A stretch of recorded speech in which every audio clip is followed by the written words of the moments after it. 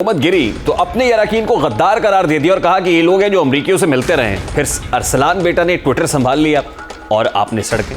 इसके बाद ख्याल आया कि कोई मीर जाफर और मीर सादिक भी हुआ करते थे, वो आज भी जिंदा है।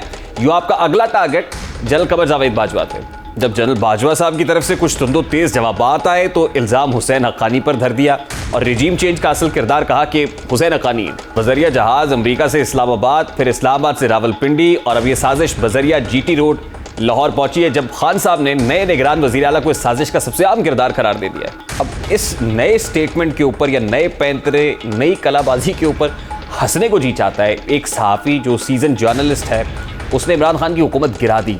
तो इमरान खान साहब गुज़श्ता 10-11 महीनों के अंदर क्या करते रहे, उनको पता ही नहीं था कि एक सहाफ़ी उनकी इतना ताकतवर उनकी हुकूमत गिरा सकता है। खान साहब खुद वज़ीर आज़म होकर अवेयर नहीं थे, एनलाइटेंड नहीं थे कि कैसे हो गया। आज तहरीक इंसाफ नए निगरान वज़ीर आला मोहसिन रज़ा नकवी के खिलाफ एहतजाज कर रही है। एहतजाज करने वालों की अक्सरियत को मालूम ही नहीं है कि मोहसिन रज़ा नकवी कौन है, लेकिन चूंकि खान साहब खुद कन्फ्यूज्ड हैं, इसलिए वर्कर्स की कन्फ्यूजन कोई ये चंबे की बात नहीं है।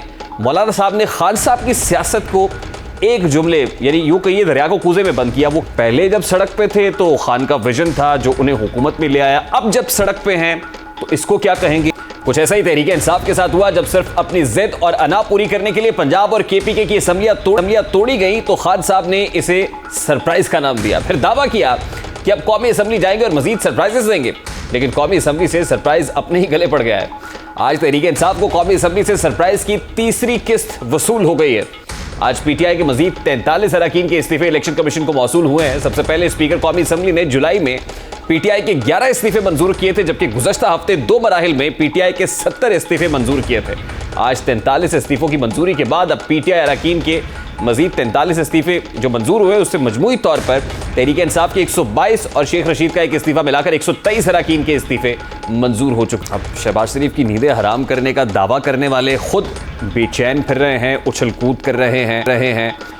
कभी सुप्रीम कोर्ट ऑफ पाकिस्तान में चीफ जस्टिस ऑफ पाकिस्तान से मिलने की कोशिश करते हैं, कभी कौमी असम्बली के दरवाजे पर जाते हैं तो सामने दरवाजे पर कुफल ताला लगा हुआ मिलता है, अपना समूह लेकर वापस आ जाते हैं। इस वक्त तो सूरत हाल खासी तहरीक इंसाफ की अपनी नींदें हराम होने वाली दिखाई दे रही है। दिसंबर में असम्बलियाँ तोड़ने के बयान के बाद से खान साहब के नाकदीन और चाहने वाले एक ही बात समझा रहे थे कि असम्बलियाँ तोड़ने से खान साहब अपने ही पाँव पर कुल्हाड़ी मारेंगे।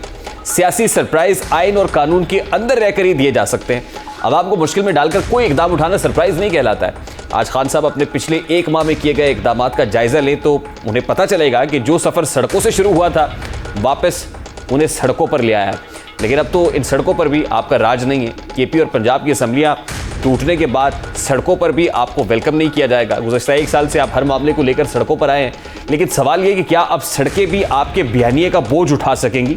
इन सड़कों पर आपने कौन कौन का बोझ नहीं लादा। आपकी हुकूमत खत्म होने लगी तो एक खत को लेकर सड़कों पर आ गए कि अमेरिका ने मुझे निकाला, और अब उसी खत की अगली कड़ी से कड़ी मिलाते हुए एक ऐसी जगह पर आज पहुंचे कि जिसमें खुद समझ नहीं आ रही कि उसे निकलना कैसे।